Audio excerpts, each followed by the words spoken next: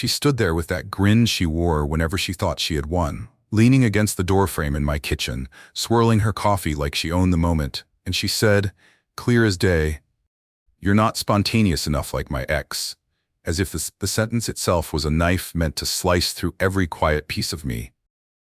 I didn't yell, I didn't flinch. I just looked at her, right into the storm behind those smug little eyes, and nodded slowly. "That's fair," I said, steady as stone, because if she thought silence meant weakness, she hadn't learned a thing about men like me.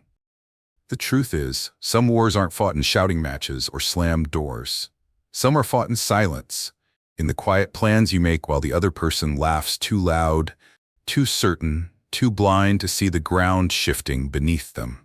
She thought she'd broken me that night, but I'd already started building the storm she didn't see coming. And when it hit, it wouldn't be with thunder. It would be with calm, clean precision, like a man walking away from a fire he didn't start, but damn well finished. Well, hey there, my friend. I'm real glad you're here with me today. My name's Charles, and I've lived long enough to know that sometimes the quietest moments hold the loudest truths. If you're sitting somewhere with a cup of coffee, maybe in your kitchen or on your porch, then you and I, we're already in good company. Now, before I begin, I want to ask you something straight from the heart. Has anyone ever looked you in the eye and dismissed you, maybe for your age, your calm, or the way you carry yourself? If so, tell me down in the comments, because I promise your story matters here. When people saw us together, they thought we were perfect. To them, we looked like that older couple you'd see in a movie trailer for some quiet love story. Her with her bright laugh and restless energy, me with my slow way of moving through life, steady as an oak. She'd hold my arm like it belonged there, flash that practiced smile, and the neighbors would whisper how lucky I was. They saw two people walking side by side. What they didn't see was how she never really walked with me. She just pulled me toward her storms. She loved attention, loud rooms, plans made at the last second. I liked the quiet, the kind of quiet where you can hear your own heartbeat. To our friends, it probably looked like balance, fire and stone. But inside, behind every gentle smile she gave in public, there was a small, sharp edge. She'd compare me to her ex like it was nothing. She'd mock my calm like it was a flaw. She had people who believed she was this free spirit who made life brighter. I had no one to tell them how cold it felt when that same free spirit turned her words into tiny knives at home. To the outside world, I was the steady man who got lucky with a woman who brought the spark. To me, she was a storm dressed up as sunlight. And the worst part, everyone thought she adored me. No one saw that beneath that picture-perfect surface, something was slowly cracking. When I look back now, I can still see the porch light of that old house I built with my own hands. Every board, every nail, every inch of that place had a piece of me in it. I worked nights for years, laying brick by brick, so that one day I could sit on that porch with someone I loved and feel like I'd finally built a life worth keeping. When she came along, that house became more than a home. It became a promise. I let her paint the kitchen yellow. The color she said reminded her of summer. I replaced the old swing on the porch with one that could fit us both. She said she loved how it felt to sit there at dusk, and I believed her. God help me. I believed every word. I sold land to keep that house warm, spent savings I'd held onto for years just to make it ours. I let her convince me to travel less, to stay close, to build everything around us. And I did. I gave up the road, the fishing trips with old friends, the quiet mornings that belonged to me. I let my world shrink down to a house, a woman, and a future she promised me would be steady. That porch swing creaked through every winter and summer, carrying the weight of two people who were supposed to be building something together. But lately, it was just me sitting there, listening to that creak alone. The house hadn't changed. The walls still held my sacrifices. But the woman I'd built it all for, she'd started looking at me like the quiet was a flaw, not a foundation. And that hurt more than anything she could ever say out loud. It started on a Tuesday night. I remember because it was one of those soft, still evenings when the crickets hum like a steady heartbeat. We were sitting out on the porch swing, the same one I'd built for the two of us. She was on her phone, half listening, half scrolling through someone else's life. Then, without looking up, she laughed and said, "You know, my ex would never just sit around like this. He'd take me somewhere exciting, make life feel alive. You're just comfortable." She didn't say it like a joke. She said it like a truth she'd been holding for a while. Like my peace had somehow become a burden. I felt the air shift, the way it does right before a storm rolls in. I stared out into the dark yard, hands folded in my lap, and told myself to let it go. I'd swallowed worse things before in my life. Harder words, deeper cuts. But that night, it wasn't the sound of her voice that stayed with me. It was the way she didn't even look at me when she said it. A piece of me tightened, quiet and steady. She thought I'd forget it. She thought it would disappear like smoke. But I've lived long enough to know some words don't fade. They settle like dust in the corners of your memory, waiting. And in that moment, I didn't fight back. I just let the quiet do what it does best. Remember, it didn't stop with that Tuesday night. No, that was just the first crack in a wall I had spent years building. After that, the little stings came like steady rain. At first, I told myself it was nothing. But disrespect has a way of growing when you feed it silence. A week later, we went to dinner with some friends, people who only ever saw the shine she put on. I remember the table lit by soft yellow lights, her laugh louder than anyone else's. Someone joked about old men slowing down, and without missing a beat, she looked at me and said, "Yeah, I basically have to drag him out of the house to feel alive." Everyone laughed, but she didn't even glance my way to see if I was laughing too. Then came the talk about the house.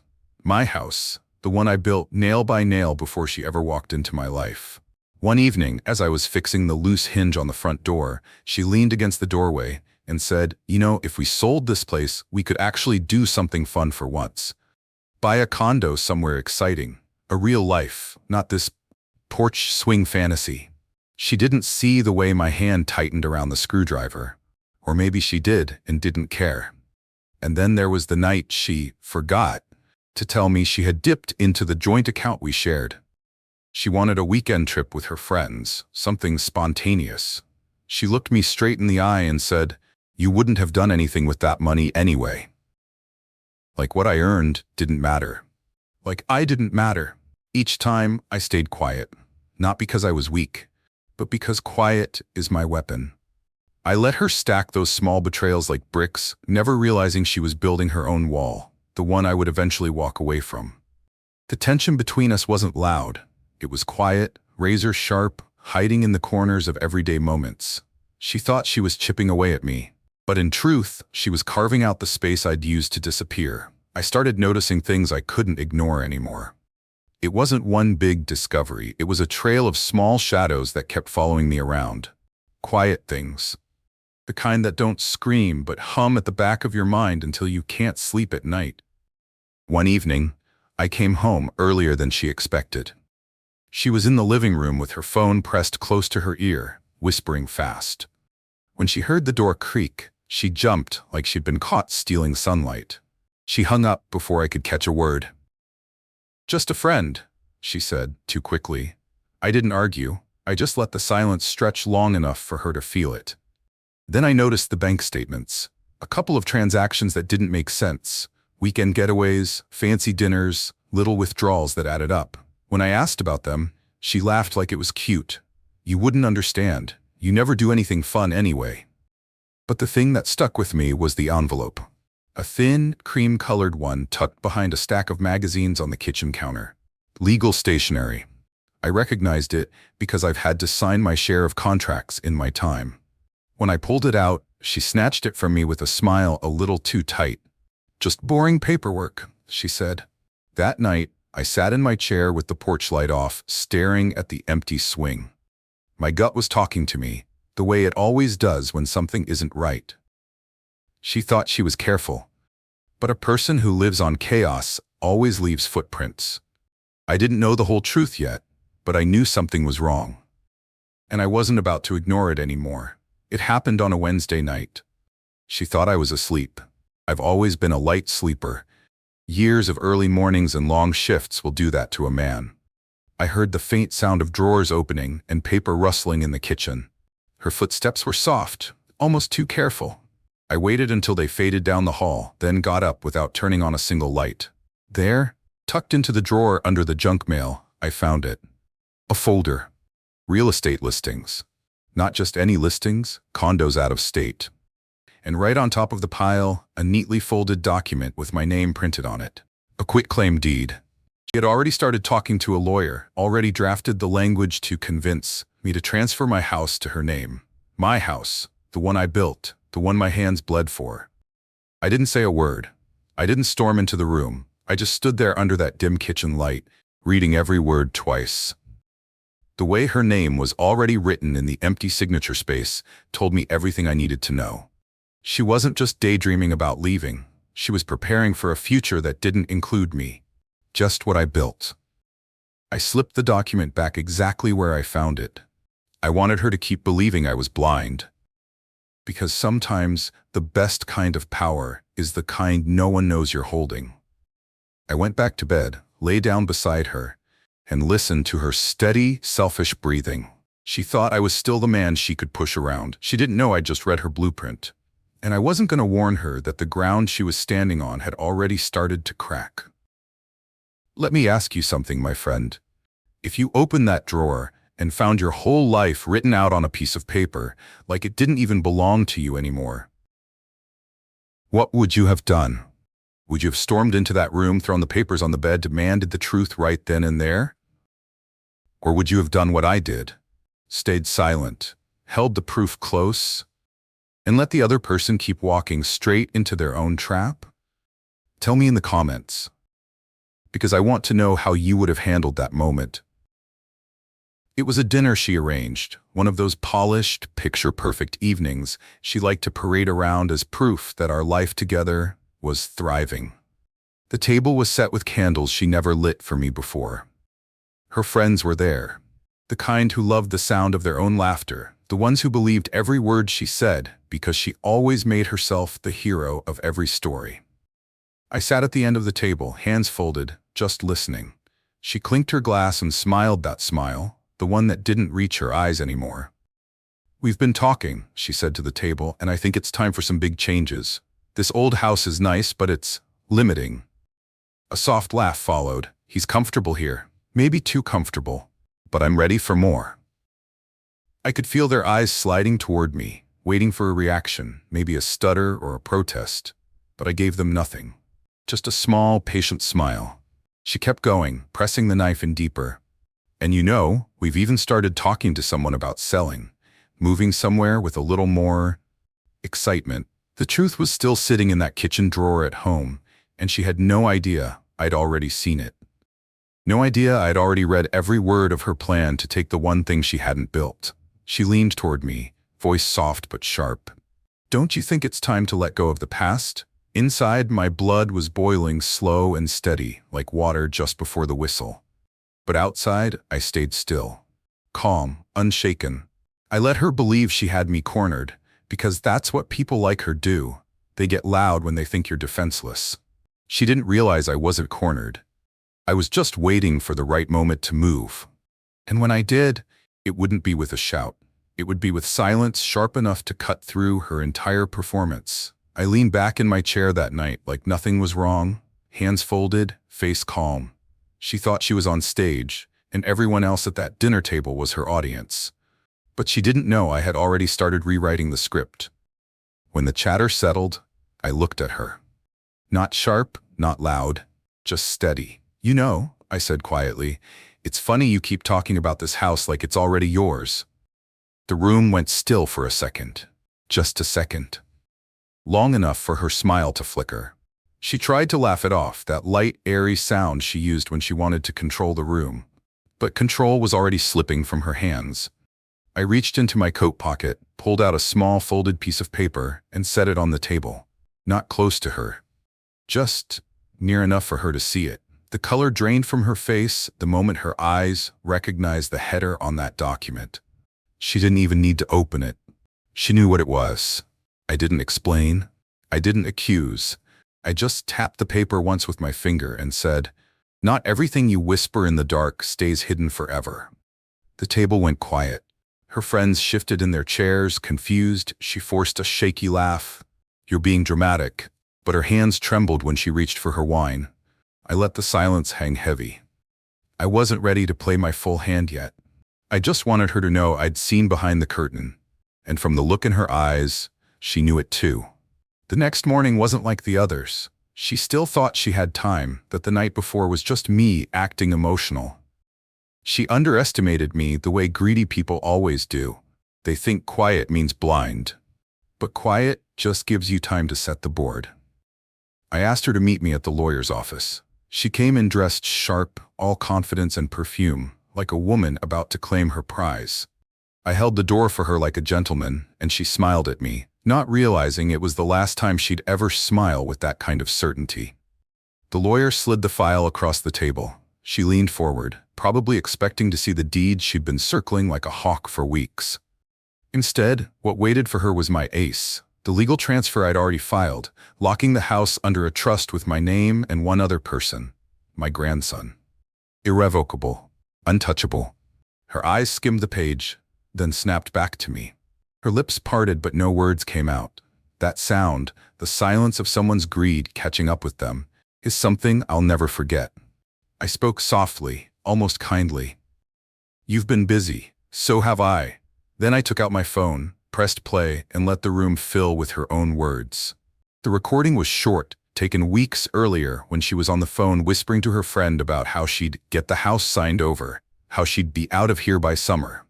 Her voice, clear as daylight, condemned her more than I ever could. She looked around, searching for an escape, for someone to help her rewrite the truth. But there was nothing left to rewrite. The paper was signed, the house was protected, and every lie she'd stacked up came tumbling down on her shoulders. Her hands started shaking, and for the first time, she didn't have a laugh ready. Not a single clever word. Just a whisper, You can't do this.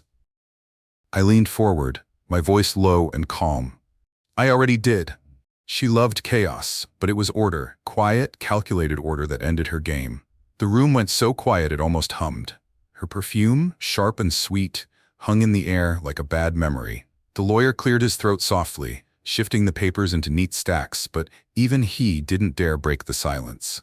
She sat there frozen, hands gripping the arms of her chair, her eyes flicking between me and the document like she could force it to change just by looking hard enough. Her face went pale, like every word she'd thrown at me over the months had finally bounced back and landed right where they belonged. Her mouth opened once, twice, but nothing came out. There was no speech to save her, no clever lie to untangle what she'd built. Just the truth sitting on the table in black ink. For a moment, I just watched her. Not out of cruelty, out of clarity. I'd carried her disrespect in silence for too long, letting her think I was soft, and now the silence was hers to hold.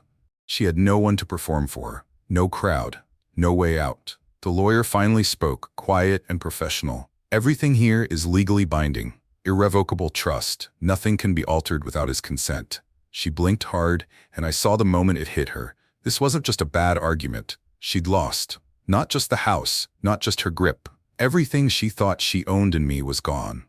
I didn't raise my voice. I didn't gloat. I just stood, buttoned my coat, and said, "Spontaneous enough for you?" She didn't move. She just sat there, drowning in a silence she couldn't control anymore. Order wasn't restored with fists or screaming. It came with truth, with ink, with calm. And when I walked out of that office, it wasn't anger following me. It was peace. Real, heavy, quiet peace. You know, people mistake silence for weakness. They think that if you don't bark, you won't bite. But silence isn't weakness. It's patience. It's the kind of strength that lets you see someone's true nature before they even realize they've revealed it. I gave her every chance to respect what we had. I gave her calm when she gave me chaos. And in the end, it wasn't revenge that beat her. It was the truth. Solid, unshakable, written down and signed before she even knew it existed. If there's one thing I've learned, it's this. Never let anyone make you feel small for choosing peace. Chaos burns fast. But patience builds power that doesn't need noise to be heard. And when the truth finally speaks, it doesn't scream, it echoes. Thank you for staying with me through this, my friend. It means more than you know to have someone listening, really listening, to a story like this. I know a lot of folks out there have felt that same sting of being underestimated or used or made to feel like their calm wasn't enough. So tell me, what would you have done if someone tried to take what you built with your own two hands? Would you have confronted them right away? Or let the silence do the talking like I did? I'd love to hear your thoughts down in the comments. If this story struck something in you, share it with someone who needs to hear it. And if you haven't already, subscribe to the channel for more stories like this. Stories about truth, quiet strength, and the kind of justice that doesn't need shouting to be heard. Until next time, my friend, stay strong, stay wise, stay blessed.